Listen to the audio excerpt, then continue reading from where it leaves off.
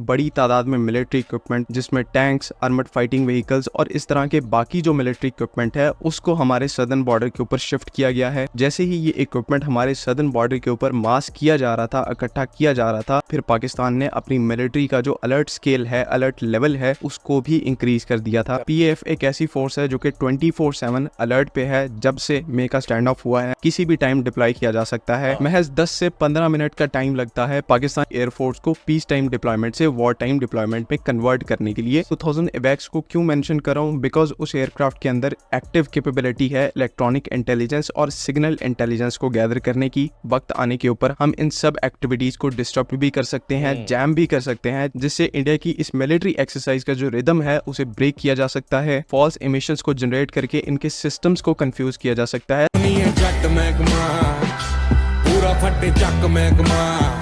So welcome back to the channel. ਆਪਾਂ ਹਾਜ਼ਰ ਹੈ ਇੱਕ ਹੋਰ ਇੰਟਰਸਟਿੰਗ ਵੀਡੀਓ ਦੇ ਨਾਲ। ਸੋ ਅੱਜ ਦੀ ਵੀਡੀਓ ਦੋਸਤੋ ਬਹੁਤ ਇੰਪੋਰਟੈਂਟ ਆ ਔਰ ਇਸ ਵੀਡੀਓ ਨੂੰ ਮੈਂ ਪਹਿਲੇ ਕਹਿ ਦਵਾਂ ਕਿ ਲਾਸਟ ਤੱਕ ਲਾਜ਼ਮੀ ਦੇਖਣਾ ਵਾ, ਕਿਉਂਕਿ ਦੋਸਤੋ ਅੱਜ ਤੋਂ ਅਗਲੇ 10 ਦਿਨ ਤੱਕ ਉਹ ਟਾਈਮ ਆ ਜਿਸ ਟਾਈਮ ਦਾ ਪਾਕਿਸਤਾਨ ਨੂੰ ਸਭ ਤੋਂ ਜ਼ਿਆਦਾ ਖਤਰਾ ਵਾ। ਇੰਡੀਅਨ ਟਰਾਈ ਸਰਵਿਸਿਜ਼ ਐਕਸਰਸਾਈਜ਼ ਬਹੁਤ ਸਾਰੇ ਮੁਲਕਾਂ ਦੀਆਂ ਇਹ ਹੁੰਦੀਆਂ ਵਾ। ਮਤਲਬ ਤੁਸੀਂ ਕਹੋਗੇ ਕਿ ਯਾਰ ਮਤਲਬ ਇਹਦੇ ਵਿੱਚ ਕੀ ਏਡਾ ਖਾਸ ਆ? ਇਹਦੇ ਵਿੱਚ ਖਾਸ ਤਾਂ ਵਾ ਕਿ ਇਹਦੇ ਵਿੱਚ Indian army, Indian navy force ਔਰ ਇੰਡੀਅਨ 에ਅਰ ਫੋਰਸ, ਇਹ ਤਿੰਨੇ ਫੋਰਸਿਸ ਪਾਕਿਸਤਾਨ ਦੇ ਬਾਰਡਰ ਦੇ ਨਜ਼ਦੀਕ ਐਕਸਰਸਾਈਜ਼ ਕਰਨਗੀਆਂ ਔਰ ਖਾਸ ਤੌਰ ਤੇ ਉਸ ਬਾਰਡਰ ਦੇ ਨਜ਼ਦੀਕ ਕਿ ਜਿਸ ਬਾਰਡਰ ਵੱਲੋਂ ਸਪੈਸ਼ਲੀ ਇੰਡੀਆ ਵੱਲੋਂ ਥ੍ਰੈਟਨ ਕੀਤਾ ਗਿਆ। ਕੁਝ ਟਾਈਮ ਪਹਿਲੇ ਆਪਾਂ ਇੱਕ ਵੀਡੀਓ ਕਵਰ ਕੀਤੀ ਸੀ ਜਿਹਦੇ ਵਿੱਚ ਕਿ ਆਪਾਂ ਦੇਖਿਆ ਸੀ ਕਿ ਇੰਡੀਅਨ ਰॉ ਸਪਾਈ ਪਲੇਨ ਉਸ ਏਰੀਆ ਦੀ ਮੋਨੀਟਰਿੰਗ ਕਰ ਰਿਹਾ ਸੀ ਜਿਹਨੂੰ ਕਿ ਪਾਕਿਸਤਾਨ ਵੱਲੋਂ ਜੈਮ ਕੀਤਾ ਗਿਆ, ਉਹਨੂੰ ਆਪਣਾ ਰੂਟ ਬਦਲਣਾ ਪਿਆ। ਸਹੀ ਆ। ਸੋ ਇਸ ਕਰਕੇ ਇਹ ਏਰੀਆ ਮੋਸਟ ਇੰਪੋਰਟੈਂਟ ਆ ਔਰ ਅਗਲੇ 10 ਦਿਨ ਪਾਕਿਸਤਾਨ ਵਾਸਤੇ ਹਾਈ ਅਲਰਟ ਆ, ਯਾਨੀ ਕਿ ਪਾਕ ਫੌਜ ਹਰ ਇੱਕ ਸੈਕਿੰਡ ਤਿਆਰ ਰਹੇਗੀ। ਸੋ ਅੱਜ ਦੀ ਵੀਡੀਓ 'ਚ ਆਪਾਂ ਦੇਖਾਂਗੇ ਕਿ ਇਸ ਚੀਜ਼ ਨੂੰ ਰਿਬਟਲ ਕਰਨ ਵਾਸਤੇ ਪਾਕ ਫੌਜ ਦੀਆਂ ਕੀ ਤਿਆਰੀਆਂ ਵਾ, ਮਤਲਬ ਕੀ ਮਾਮਲਾ ਤਾਂ। ਸਹੀ ਆ। ਸੋ ਵੀਡੀਓ ਬਹੁਤ ਮਜ਼ੇ ਦੀ ਇੰਟਰਸਟਿੰਗ ਹੋਣ ਵਾਲੀ ਆ, ਵੀਡੀਓ ਇਨਫੋਰਮੇਟਿਵ ਆ, ਵੀਡੀਓ ਨੂੰ ਲਾਸਟ ਤੱਕ ਦੇਖ ਔਰ ਅਗਰ ਹਾਲੇ ਤੱਕ ਵੀਡੀਓ ਨੂੰ ਲਾਈਕ ਨਹੀਂ ਕੀਤਾ ਤਾਂ ਲਾਈਕ लाजमी कर दियो। सो आप देखते वीडियो आज स्क्रीन। अस्सलाम वालेकुम, this is ODA foxtrot from defence outpost. तो आप में से कई लोगों को पता होगा कि आज जो तारीख है वो 30 अक्टूबर 2025 है, यानी कि 30 अक्टूबर। और आज से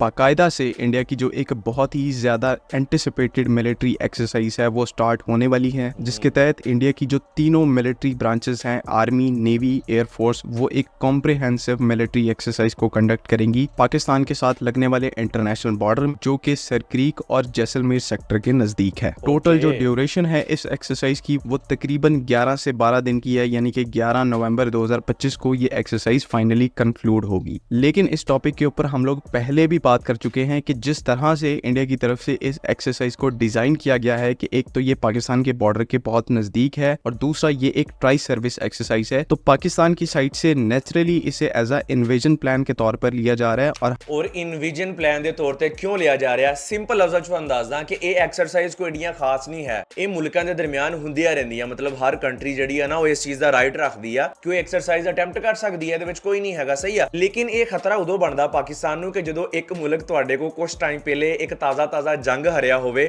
ਔਰ ਉਸ ਤੋਂ ਬਾਅਦ ਲਗਾਤਾਰ ਪਾਕਿਸਤਾਨ ਨੂੰ ਧਮਕੀਆਂ ਲਾ ਰਿਹਾ ਹੋਵੇ ਕਿ ਅਸੀਂ ਆਹ ਕਰ ਦਾਂਗੇ, ਅਸੀਂ ਉਹ ਕਰ ਦਾਂਗੇ। ਠੀਕ ਆ। ਆਪਰੇਸ਼ਨ ਸਿੰਦੂਰ ਹਲੇ ਖਤਮ ਨਹੀਂ ਹੋਇਆ, ਸਮਥਿੰਗ। ਸੋ ਇਹ ਸਾਰੀਆਂ ਚੀਜ਼ਾਂ ਦੇ ਮੱਦੇਨਜ਼ਰ ਰੱਖਦੇ ਹੋਏ ਕਿ ਇੱਕ ਮੁਲਕ ਔਰ ਐਕਸਰਸਾਈਜ਼ ਵੀ ਉਸ ਲੋਕੇਸ਼ਨ ਤੇ ਕਰ ਰਿਹਾ ਕਿ ਜਿਸ ਲੋਕੇਸ਼ਨ ਨੂੰ ਸਪੈਸ਼ਲੀ ਉਸ ਏਰੀਆ ਨੂੰ ਥ੍ਰੈਟਨ ਕੀਤਾ ਗਿਆ इंडिया लो। सही है। सो ये सारियां चीज़ां वा कि जड़ियां देखदे होया कि पाकिस्तान को हर टाइम अलर्ट ते रहना पैना वा और मजबूरन रहना पैना वा। हमारी तरफ जो प्रिपरेशंस हैं वो फिर इस हिसाब से चल रही हैं, क्योंकि इस एक्सरसाइज के लिए इंडिया की तरफ देखो ना टैंक जा रहे हैं प्रॉपर, उते हैवी किस्म दी जड़ी है ना इक्विपमेंट इकट्ठी की जा रही है। एक बहुत बड़ी तादाद में मिलिट्री इक्विपमेंट जिसमें टैंक्स, आर्मर्ड फाइटिंग व्हीकल्स और इस तरह के बाकी जो मिलिट्री इक्विपमेंट है उसको हमारे सदर्न बॉर्डर के ऊपर शिफ्ट किया गया है। एंड क्योंकि पाकिस्तान का जो इंटेलिजेंस एपरेटस है वो इन सब एक्टिविटीज को ट्रैक कर रहा होता है, जैसे ही ये इक्विपमेंट हमारे सदर्न बॉर्डर के ऊपर मास किया जा रहा था, इकट्ठा किया जा रहा था, उसी हिसाब से फिर पाकिस्तान ने अपनी मिलिट्री का जो अलर्ट स्केल है, अलर्ट लेवल है, उसको भी इंक्रीज कर दिया था, जिसके तहत अब पर्टिकुलरली हमारी आर्मी और नेवी अपनी पीस टाइम डिप्लॉयमेंट से वॉर टाइम डिप्लॉयमेंट्स के ऊपर शिफ्ट करने की प्रिपरेशन कर रही है। अभी हम लोग वॉर टाइम यानी कि हालात जंग के पोस्चर में चेंज नहीं हुए, लेकिन इस कन्वर्जन की तैयारी जो है वो अभी से चल रही है, ताकि इन केस इंडिया की ये एक्सरसाइज किसी भी तरीके से अग्रेशन या फिर इन्वेजन के अंदर चेंज करती है तो वो जो वॉर टाइम डिप्लॉयमेंट की प्रिपरेशन हमने पहले से की है उसे एट मोमेंट्स नोटिस फौरन ही इनिशिएट कर दिया जाए। अब पाकिस्तान एयरफोर्स को मैंने यहाँ पर क्यों मेंशन नहीं किया? बिकॉज पीएएफ एक ऐसी फोर्स है जो कि 24/7 अलर्ट पे है जब से मे का स्टैंड ऑफ हुआ है। किसी भी मॉडर्न एयरफोर्स के अंदर जो जनरली एसेट्स होते हैं वो तमाम के तमाम रैपिड डिप्लॉयमेंट के केपेबल होते हैं, यानी कि उन्हें कभी भी किसी भी टाइम डिप्लॉय किया जा सकता है। महज 10 से 15 मिनट का टाइम लगता है पाकिस्तान एयरफोर्स या ऐसी किसी भी एयरफोर्स को पीस टाइम डिप्लॉयमेंट से वॉर टाइम डिप्लॉयमेंट में कन्वर्ट करने के लिए। तो जनरली पाकिस्तान एयरफोर्स के लिए पीस टाइम्स और वॉर टाइम्स दोनों एक ही हैं। बाकी फोर्सेस के कंपैरिजन में पाकिस्तान एयरफोर्स इंस्टेंटली किसी भी एडवर्स सिचुएशन में रिस्पॉन्ड कर सकती है। तो पाकिस्तान एयरफोर्स के ही कॉन्टेक्स्ट में अगर बात करें तो सवाल यहाँ पर पैदा होता है कि ये जो सरक्रीक के नजदीक इंडियन एयरफोर्स की ट्राई सर्विस एक्सरसाइज हो रही है, पाकिस्तान एयरफोर्स इसको किस तरह से रिस्पॉन्ड करेगी। देखिए, पाकिस्तान एयरफोर्स का जो ऑफेंसिव कंपोनेंट है वो तो ऑलवेज प्रिपेयर्ड है। जैसे ही इंडिया यहाँ पर लाइन क्रॉस करने की कोशिश करेगा, हमारा जो ऑफेंसिव रिस्पॉन्स है, ऑफेंसिव कंपोनेंट है, वो वैसे ही एक्टिवेट हो जाएगा। लेकिन जब तक वो अपनी टेरिटरी के अंदर रहकर एक्सरसाइज कर रहे हैं, तब यहाँ पर पाकिस्तान एयरफोर्स का एक और बहुत ही ज्यादा इंपॉर्टेंट रोल बनता है, और वो ये है कि इंडियन मिलिट्री की इस लार्ज स्केल एक्सरसाइज को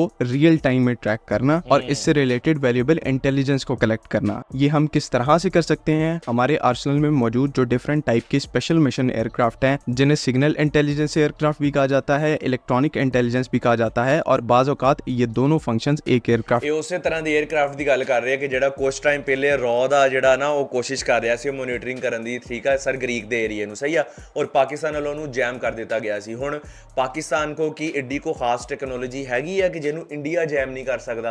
सवाल ये भी पैदा होता के अंदर कंबाइंड होते हैं। यानी कि अब यहाँ पर इंपॉर्टेंट रोल जो है वो पाकिस्तान के स्पेशल मिशन एयरक्राफ्ट का एग्जिस्ट करता है, और उन स्पेशल मिशन एयरक्राफ्ट में फिर हमारे SAP 2000 एराई जैसे एवैक्स भी आते हैं, DA-20 जैसे ईलैंड सेकेंड एयरक्राफ्ट भी आते हैं, एंड साथ ही साथ हमारे ड्रोन्स भी आते हैं। अब मैं यहाँ पर SAP 2000 एवैक्स को क्यों मेंशन कर रहा हूँ? बिकॉज उस एयरक्राफ्ट के अंदर एक्टिव कैपेबिलिटी है इलेक्ट्रॉनिक इंटेलिजेंस और सिग्नल इंटेलिजेंस को गैदर करने की। अपने जो अर्ली वार्निंग एंड कंट्रोल के रोल्स हैं, उनके साथ साथ हमारे SAP 2000 एराई का जो मिशन स्वीट है वो इलेक्ट्रॉनिक इंटेलिजेंस को भी कलेक्ट कर सकता है, जिसमें ये एयरक्राफ्ट एनिमी एक्सरसाइज की विसिनिटी में रहकर इलेक्ट्रोमैग्नेटिक स्पेक्ट्रम के ऊपर जो भी इंडिया का मिलिट्री इक्विपमेंट एमिशंस को जनरेट करता है, चाहे वो कम्युनिकेशन सिग्नल एमिशन हो, चाहे वो इलेक्ट्रॉनिक एमिशन हो, बिकॉज हर टाइप का जो एडवांस मिलिट्री इक्विपमेंट है वो किसी ना किसी टाइप की इलेक्ट्रॉनिक एमिशन को या फिर इलेक्ट्रोमैग्नेटिक एमिशन को जनरेट जरूर करता है, और ऐसी एमिशंस को कैप्चर करके आप एसेंशियली एनिमी की जो एक्टिविटीज हैं उनको ट्रैक कर सकते हैं। एंड यही कैपेबिलिटी हमारे SAP 2000 और बाकी जो DA-20 जैसे ईलेंट और सेकंड प्लेटफॉर्म्स हैं, जो कि इलेक्ट्रॉनिक वॉरफेयर अम्ब्रेला के भी अंडर आते हैं। भाई मैं सोचता हूं ना कि यार भाई किस लेवल ते चली गई चीज़ां, टेक्नोलॉजी किस लेवल ते चली गई है यार। मतलब मैग्नेटिक सिग्नल्स जड़े आ उन्हां नूं कैच करके पता लग सकदा कि कित्थे की हो रहा है। मतलब यार अखीर नहीं तो हुई उनको यहाँ पर इस पूरी एक्सरसाइज के दौरान पाकिस्तान एयरफोर्स एक्टिवली यूटिलाइज करेगी अलॉन्ग विद जो हमारे ground based electronic warfare units हैं, बिकॉज सिगेंट और कॉमेंट यानी कि सिग्नल इंटेलिजेंस और कम्युनिकेशन इंटेलिजेंस, ये ग्राउंड बेस्ड मेथड्स के थ्रू इसको ज्यादा इफेक्टिव तरीके से कलेक्ट किया जाता है। और ये कोई एक्स्ट्रा ऑर्डिनरी बात नहीं है कि इस एक्सरसाइज के स्टार्ट होने से पहले इवन पाकिस्तान एयरफोर्स उस एरिया के अंदर अपने सिगेंट और कॉमेंट यूनिट्स को ऑलरेडी डिप्लॉय कर चुकी होगी। एंड अगर यहाँ पर हम इस लेवल के ऊपर इंटेलिजेंस को गैदर कर सकते हैं, तो बवक्त जरूरत वक्त आने के ऊपर हम इन सब एक्टिविटीज को डिस्टर्ब भी कर सकते हैं, जैम भी कर सकते हैं, जिससे इंडिया की इस मिलिट्री एक्सरसाइज का जो रिदम है उसे ब्रेक किया जा सकता है, फॉल्स इमिशंस को जनरेट करके इनके सिस्टम्स को कंफ्यूज किया जा सकता है। तो एट द सेम टाइम जहां पर हम नॉन ऑफेंसिव वे के अंदर रहकर इंटेलिजेंस कलेक्ट कर सकते हैं, उसी के अंदर हम ऑफेंसिव वे में जाकर इन सब एक्टिविटीज को डिस्टर्ब भी कर सकते हैं इन केस हमें कोई थ्रेट परसीव होता है। तो कहने का मकसद यहाँ पर कि गेम बहुत बड़ी है,